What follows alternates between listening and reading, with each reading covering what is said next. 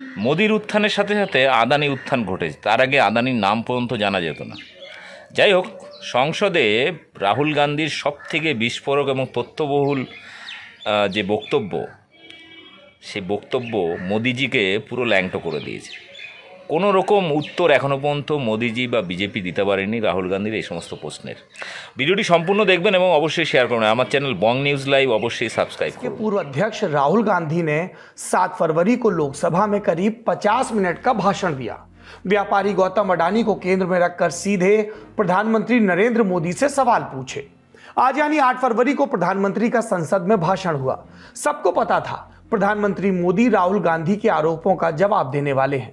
राहुल गांधी आरोपों की लंबी फेहरिस्त रखते हुए कुछ पॉइंटेड सवाल पूछ चुके थे। क्या सवाल थे, रिवाइज कर लेते हैं, फिर रिस्पॉन्स पर आएंगे। अडानी जी आपके साथ कितनी बार विदेश गए? दूसरा, आपके विदेश जाने के बाद अडानी कितनी बार उस देश गए? तीसरा, जिस देश में अडानी को कॉन्ट्रैक्ट मिला वहां आप कब गए? चौथा, आपके विदेश दौरे के बाद उस देश में अडानी को कब कॉन्ट्रैक्ट मिला? और पांचवा, अडानी जी ने पिछले 20 साल में बीजेपी को कितना पैसा दिया?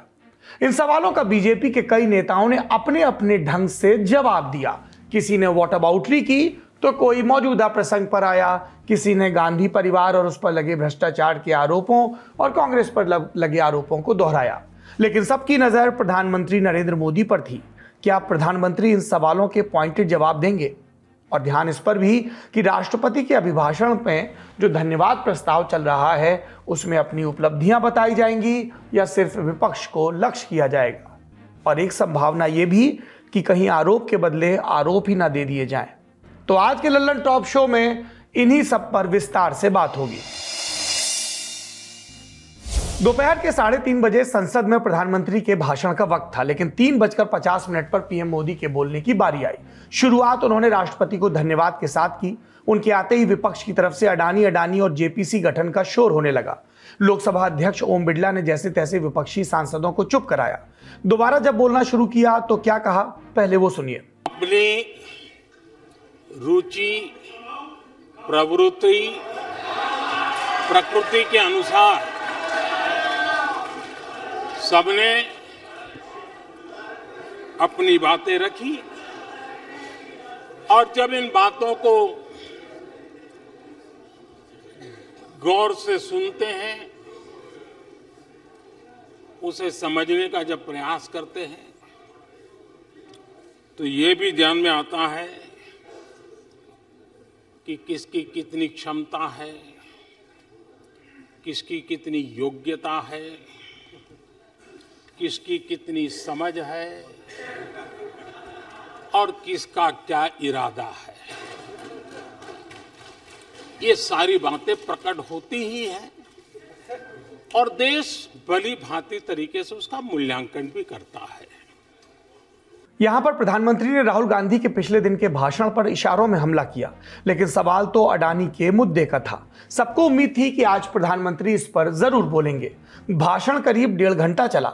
इस दौरान उन्होंने कांग्रेस नीति यूपीए के 2004 से 2014 के कार्यकाल पर घेरेबंदी की, दुष्यंत कुमार की तुम्हारे पांव के नीचे जमीन नहीं वाली कविता पढ़ी, यूपीए कार्यकाल को घोटाले के आरोपों पर घेरा, बम धमाकों का जिक्र किया, रोजगार के मसले पर एक कहानी भी सुनाई। एक बार जंगल में 2 नौजवान शिकार करने के लिए गए और वो गाड़ी में अपनी बंदूक नीचे उतार करके थोड़ा टहलने लगे। उन्होंने सोचा कि थोड़ा अभी आगे चलना है तो थोड़ा जरा हाथ पैर ठीक कर ले, लेकिन गए थे तो बाघ का शिकार करने के लिए और उन्होंने देखा आगे जाएंगे तो बाघ मिलेगा, लेकिन हुआ ये कि वहीं पर बाघ दिखाई दिया। अभी नीचे उतरे थे, अपनी गाड़ी में बंदूक वहीं पड़ी थी, बाघ दिखा, आप करें क्या? तो उन्हें लाइसेंस दिखाया कि मेरे पास बंदूक का लाइसेंस है।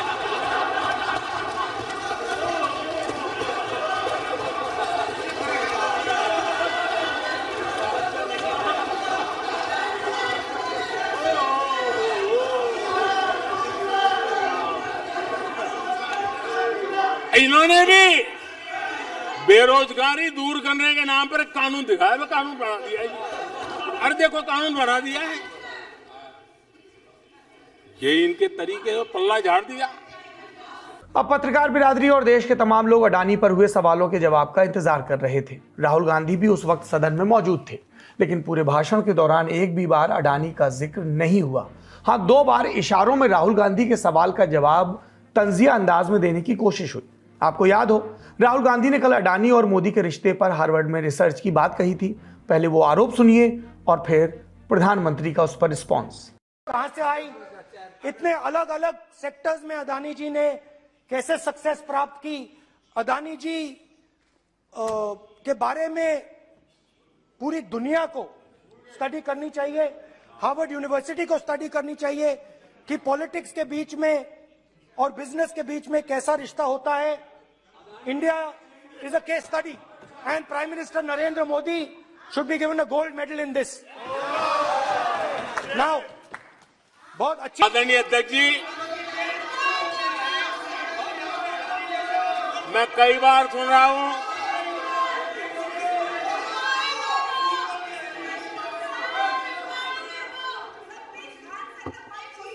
माननीय अध्यक्ष जी, मैं कई बार सुन रहा हूं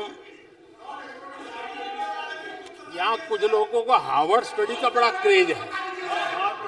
हार्वर्ड स्टडी है, बड़ा क्रेज है। कोरोना काल में ऐसा ही कहा गया था और कांग्रेस ने कहा था कि भारत की बर्बादी पर हार्वर्ड में केस स्टडी होगी, ऐसा कहा था।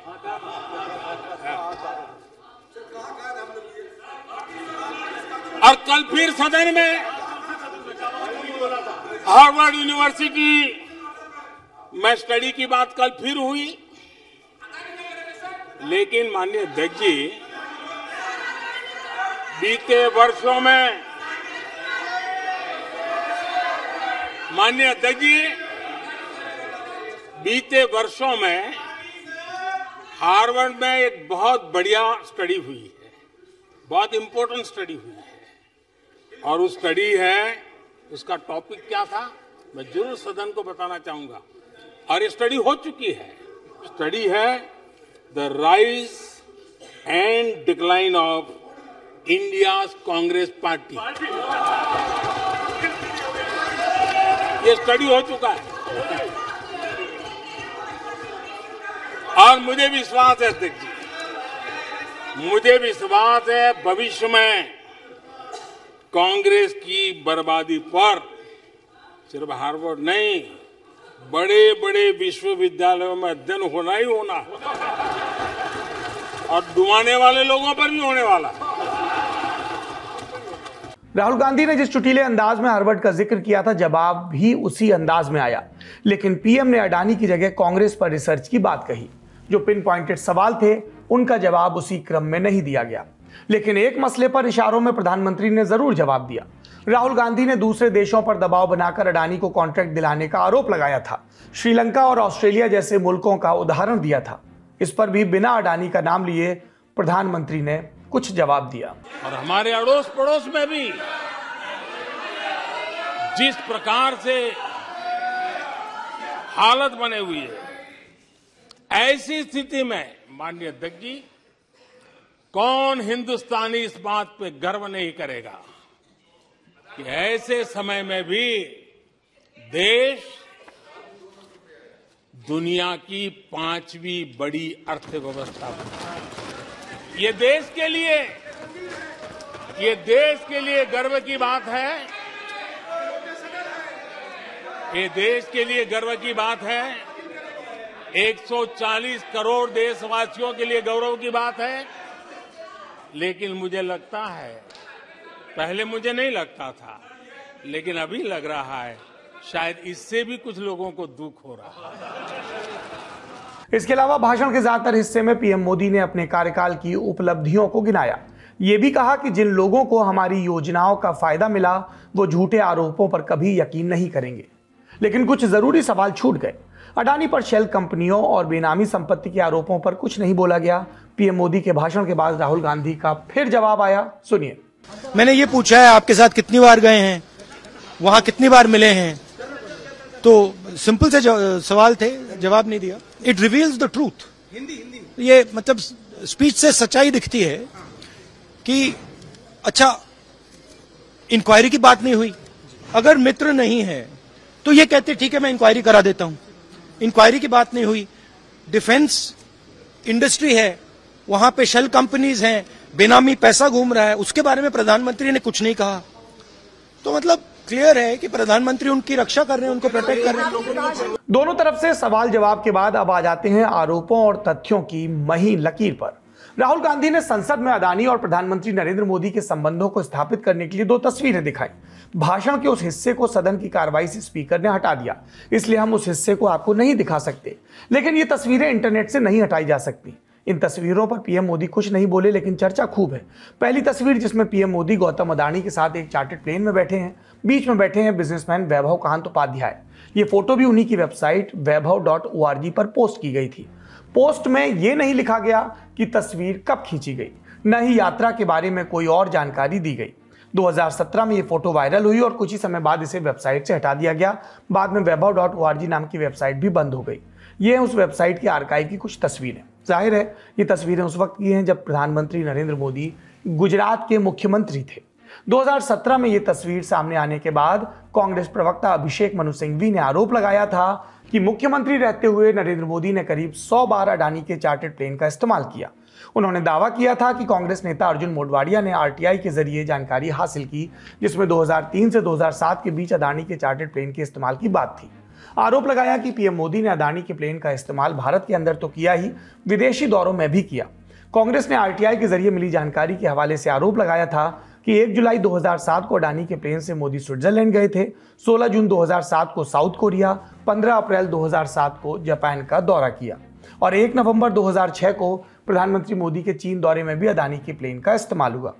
यहाँ ये जानना जरूरी है कि देश में ज्यादातर चार्टर्ड प्लेन्स किसी न किसी बिजनेस घराने के हैं। कई दलों के नेता उनका इस्तेमाल करते हैं और इसके लिए बाकायदा किराया दिया जाता है। गुजरात के मुख्यमंत्री रहे नरेंद्र मोदी और अडानी के केस में कांग्रेस ने चार्टर्ड फ्लाइट्स पर हुए करीब 16 करोड़ रुपए के खर्च पर भी सवाल उठाए थे। सिंघवी ने तब पूछा था कि देश जानना चाहता है, हम जानना चाहते हैं कि मोदी की इन चार्टर्ड यात्राओं पर आए खर्च का भुगतान किसने किया। 2007 में की गई एक आरटीआई क्वेरी के जवाब में आज तक कोई जानकारी नहीं दी गई, ये सिंघवी ने कहा। उस वक्त बीजेपी ने इन आरोपों का जवाब भी दिया था आरोपों से। कांग्रेस की पूर्व अध्यक्ष सोनिया गांधी के दामाद रॉबर्ट वाड्रा और आर्म्स डीलर संजय भंडारी के संबंधों पर बीजेपी ने सवाल पूछे थे। भगोड़ा Sanjay Bhandari money laundering case का आरोपी है और लंदन से उसके प्रत्यर्पण की कोशिश चल रही है। बीजेपी की तरफ से निर्मला सीतारामन ने आरोप लगाया था कि 2012 में संजय भंडारी ने वाड्रा के लिए बिजनेस क्लास हवाई टिकट खरीदे थे। तब कांग्रेस ने जवाब में कहा था कि मोदी सरकार जांच के आदेश दे और पता लगा ले कि क्या कोई गलत काम हुआ था। इसके अलावा गौतम अडानी ने इस तस्वीर पर भी सफाई पेश की थी। जुलाई 2016 में इकोनॉमिक टाइम्स ने एक इंटरव्यू में अडानी से पूछा था कि 2014 के चुनाव प्रचार के दौरान पीएम पद के उम्मीदवार नरेंद्र मोदी को अपने समूह का विमान क्या आपने मुहैया कराया और क्या इसके लिए उन्हें सत्ताधारी बीजेपी से विशेष मदद मिली थी। इस पर गौतम अडानी ने जवाब दिया कि उनके बिजनेस समूह के पास 4 विमान हैं। वो तब नॉन शेड्यूल फ्लाइट का संचालन कर रहे थे। उस अवधि के दौरान केवल अडानी समूह के पास अहमदाबाद में विमान थे। राज्य सरकार कमर्शियल बेस पर विमान किराए पर लेती है और ऐसा करने में कुछ भी गलत नहीं है। यानी इस फोटो पर पहले भी काफी लेदे हो चुकी है, सफाइयां और विश्लेषण आ चुके हैं। अब बात दूसरी फोटो की, जिसमें नरेंद्र मोदी एक प्लेन में सवार दिख रहे हैं और उस पर साफ अक्षरों में अडानी लिखा है। तस्वीर के जरिए आरोप लगाने की कोशिश की गई कि प्रधानमंत्री बनने के बाद भी मोदी ने अडानी के प्लेन का इस्तेमाल किया। इस तथ्य की जांच के लिए तस्वीर को हमने गूगल सर्च इमेज से तलाशा। पता लगा कि यह तस्वीर मंगलवार 22 मई 2014 की इसे न्यूज एजेंसी पीटीआई ने जारी किया था। 16 मई 2014 को लोकसभा चुनाव के नतीजे आए थे, जिसके बाद प्रधानमंत्री बनना नरेंद्र मोदी का तय था। लेकिन अभी उन्होंने, यानी इस तारीख को जब ये फोटो खींची, तब तक प्रधानमंत्री पद की शपथ नहीं ली थी। ये तस्वीर तब की है जब वो शपथ ग्रहण के लिए अहमदाबाद से दिल्ली आ रहे थे। बाकी आप जानते ही हैं, प्रधानमंत्री की शपथ 26 मई 2014 को हुई। रही तस्वीर की बात, तो इसके आरोप में बीजेपी ने भी संसद में और तस्वीरें दिखा दी। कांग्रेस के नेताओं की तस्वीरें, गौतम अडानी के साथ की तस्वीरें देखिए। ये फोटो क्या है सर? नो, ये फोटो अशोक गहलोत के साथ उनका रिलेशन, कमलनाथ जी के साथ उनका रिलेशन, ओमन चांडी के साथ उनका रिलेशन, कम्युनिस्ट पार्टी के साथ आपके वाईएस राजशेखर रेड्डी के साथ अडानी का रिलेशन, ममता जी से मुलाकात का उनका रिलेशन, और 100 चूहे खा के बिल्ली चले हज को। अरे बिजनेसमैन है, सब उसका फायदा ले रहे हो, सब उसके बीच में जा रहे हो और बोलने के लिए बात करते हो कि यदि आप प्रूफ कर दें कि माननीय प्रधानमंत्री जी अडानी के साथ प्रधानमंत्री बनने के बाद कभी भी एक प्लेन से गए तो कांग्रेस पार्टी क्या सोचेगी, भारतीय जनता पार्टी क्या सोचेगी। मैं यहां इस लोकसभा से आज ही इस्तीफा दे दूंगा। क्या आप इस्तीफा दे देंगे? इन्हीं शब्दों के साथ जय हिंद, जय भारत। धन्यवाद। अब आते हैं आरोपों के दूसरे छोर पर, जिनका जवाब प्रधानमंत्री मोदी ने नहीं दिया। राहुल गांधी ने संसद में भाषण देते हुए आरोप लगाया कि अडानी की कंपनी को एयरपोर्ट चलाने का कोई अनुभव नहीं था, पर फिर भी उन्हें यह जिम्मेदारी दी गई। इस पर 8 फरवरी 2023 यानी आज इंडियन एक्सप्रेस अखबार ने एक रिपोर्ट छापी। इसमें दावा किया गया कि केंद्रीय वित्त मंत्रालय और नीति आयोग ने 2019 में देश के 6 हवाई अड्डों की बोली प्रक्रिया को लेकर आपत्ति जताई थी, जिसकी अनदेखी कर इन सभी हवाई अड्डों को अडानी ग्रुप को सौंप दिया गया। इंडियन एक्सप्रेस अखबार ने लिखा है कि रिकॉर्ड से पता चला है कि एनडीए सरकार के सबसे बड़े निजीकरण कार्यक्रम के तहत अहमदाबाद, लखनऊ, मैंगलोर, जयपुर, गुवाहाटी और तिरुवनंतपुरम के हवाई अड्डों के निजीकरण होना था इनका। इसके लिए टेंडर मंगाने से पहले केंद्र सरकार की public private partnership appraisal committee यानी पीपीपीएसी ने नागरिक उड्डयन मंत्रालय से 11 दिसंबर 2018 को प्रस्ताव पर चर्चा की थी। अखबार के मुताबिक डिपार्टमेंट ऑफ इकोनॉमिक अफेयर्स के मिनट्स ऑफ मीटिंग उनके पास है और इसके आधार पर क्या लिखा गया। इस चर्चा के दौरान आर्थिक मामलों के मंत्रालय की ओर से एक नोट दिया गया, जिसमें कहा गया कि इन 6 हवाई अड्डों की परियोजना बहुत कैपिटल इंटेंसिव है। कैपिटल इंटेंसिव का मतलब इसमें बहुत सारी पूंजी लगनी, बहुत सारा पूंजीगत निवेश होना है। इसलिए यह सुझाव दिया जाता है कि अत्यधिक वित्तीय जोखिम और अन्य मामलों को ध्यान में रखते हुए एक ही बोलीकर्ता को 2 से ज्यादा हवाई अड्डे ना दिए जाएं। ये मिनट ऑफ मीटिंग्स में है, मिनट्स ऑफ मीटिंग में। अब 10 दिसंबर 2018 की बात, इसमें लिखे गए वित्त मंत्रालय के इस नोट में दिल्ली और मुंबई हवाई अड्डों का हवाला भी दिया गया, जहां वास्तव में एकमात्र योग्य बोलीदाता होने के बावजूद जीएमआर को दोनों हवाई अड्डे नहीं सौंपे गए थे। अखबार के मुताबिक बैठक में वित्त मंत्रालय की आपत्तियों पर कोई चर्चा नहीं की गई और उसी दिन वित्त मंत्रालय के नोट में नीति आयोग ने भी हवाई अड्डों की नीलामी के संबंध में अलग से चिंता जताई गई थी, यह भी नोट किया गया। अब सवाल यह कि जब कमेटी ने एक बोलीकर्ता को 2 से ज्यादा एयरपोर्ट न देने का सुझाव दिया तो अडानी को एक साथ 6 एयरपोर्ट कैसे मिले? इसका जवाब भी अखबार की रिपोर्ट में है। 2 बिंदुओं पर गौर करिए। पहला यह कि पीपीपीएसी द्वारा तैयार किए गए मेमो में कहा गया कि ऐसा बोलीकर्ता जिसके पास पर्याप्त तकनीकी क्षमता की कमी है वो इस परियोजना को खतरे में डाल सकता है, जिससे सेवाओं की गुणवत्ता पर असर पड़ सकता है और सरकार गुणवत्ता के लिए प्रतिबद्ध है। दूसरा बिंदु इस जवाब में कि वित्त मंत्रालय के सचिव एससी गर्ग ने कहा माफ करिएगा कि सचिवों के अधिकार प्राप्त समूह ने पहले ही ये तय किया है कि सिर्फ इसी आधार पर किसी को टेंडर नहीं दिया जाएगा कि किसी कंपनी को पहले एयरपोर्ट चलाने का अनुभव है। इसके बाद नीलामी की प्रक्रिया शुरू हुई। बोली जीतने के 1 साल बाद अडानी समूह ने अहमदाबाद, मैंगलोर और लखनऊ हवाई अड्डों के कंसेशन एग्रीमेंट पर दस्तखत कर दिए। इस पर अडानी समूह से जुड़े सूत्रों ने कहा कि बोली तय नियमों और उचित प्रक्रिया और मानदंडों के अनुरूप हुई थी। ये तो रही एयरपोर्ट के संचालन के जिम्मे की बात। राहुल गांधी ने अपने भाषण में एक और गंभीर आरोप लगाया, वो ये कि मुंबई एयरपोर्ट चलाने वाली कंपनी जीवीके पर जांच एजेंसियों ने दबाव बनाया और वहां भी अडानी को संचालन का जिम्मा दिया। इस पर आज जीवीके ग्रुप के उपाध्यक्ष जीवी संजय रेड्डी का बयान आया। उन्होंने कहा जहां तक जीवीके का संबंध है, इस ग्रुप पर अडानी समूह या किसी एजेंसी का कोई दबाव नहीं था। हमने अपने व्यावसायिक हितों को ध्यान में रखते हुए हवाई अड्डे को बेचा था। सोशल मीडिया पर इस पर भी कई तरह की प्रतिक्रियाएं सामने आई। कुछ लोगों ने कहा कि राहुल गांधी के आरोपों का भांडाफोड़ हो गया और कुछ ने कहा कि जीवीके ग्रुप अब भी जांच एजेंसियों के दबाव में बयान दे रहा है। एक तथ्य भी है, जीवीके ग्रुप पर ईडी और सीबीआई की रेड हो चुकी है। 31 अगस्त 2020 को अडानी ग्रुप को जीवीके ग्रुप ने मुंबई एयरपोर्ट की अपनी हिस्सेदारी बेची थी।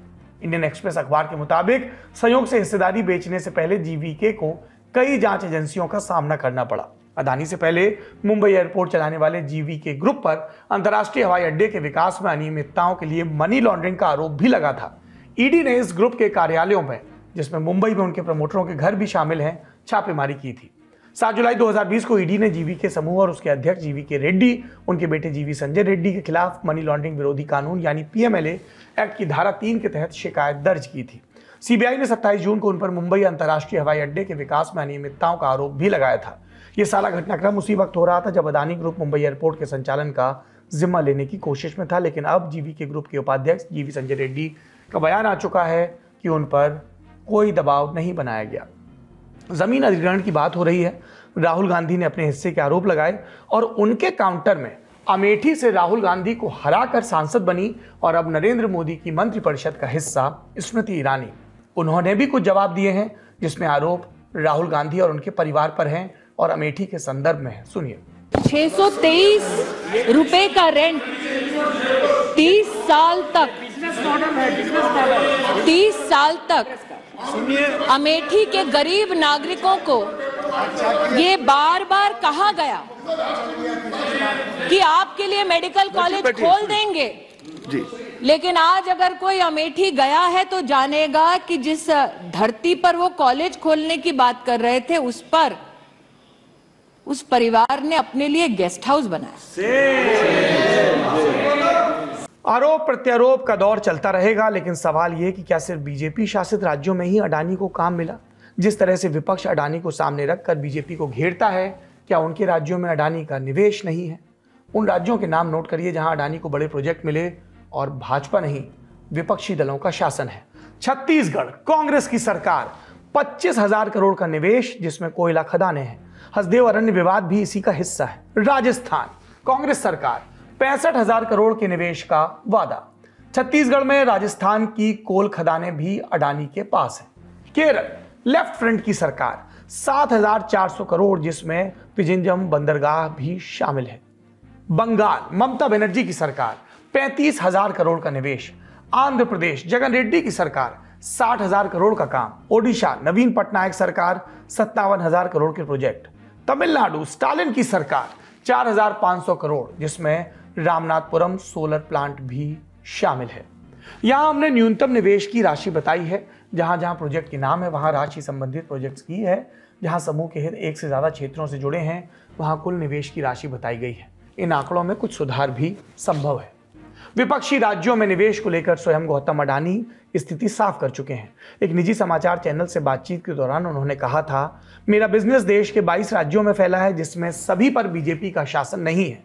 इससे खुशी की बात और क्या हो सकती है? हम हर राज्य में अधिकतम निवेश करना चाहते हैं। हमें किसी राज्य सरकार से कोई समस्या नहीं है। हम वाम शासित केरल में भी काम कर रहे हैं, ममता दीदी के पश्चिम बंगाल में, नवीन पटनायक जी के ओडिशा में, जगन मोहन रेड्डी के राज्य आंध्र प्रदेश में, यहाँ तक कि केसीआर के राज्य तेलंगाना में भी काम कर रहे हैं। मैं दावे के साथ कह सकता हूँ मुझे किसी भी सरकार से बिजनेस में कभी भी परेशानी नहीं हुई। यानी अडानी का काम में और बीजेपी के साथ साथ विपक्ष के राज्यों में भी बीते दिनों में विस्तार हुआ है। राजनीति और उद्योग का गठजोड़ हर तरफ है। जहां तक बात अडानी की गड़बड़ियों की है तो विपक्ष जेसीपी की मांग कर रहा है, लेकिन सरकार इसमें जरा भी दिलचस्पी नहीं दिखा रही। किसी राज्य या देश में किसी उद्योग घराने का निवेश यहाँ चर्चा या आलोचना का मुद्दा नहीं है।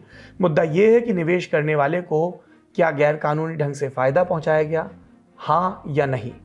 तंत्र का जो हिस्सा है उन्होंने अपना काम ठीक से किया, जिनका काम निगरानी का है उन्होंने ठीक से किया। सभी चाहते हैं देश और देश के औद्योगिक घराने आगे बढ़ें, रोजगार का सृजन हो, लेकिन सभी चाहते हैं कि नियम सबके लिए बराबर हो और किसी के हिस्से में पक्षपात नहीं हो। और जनता क्या चाहती है?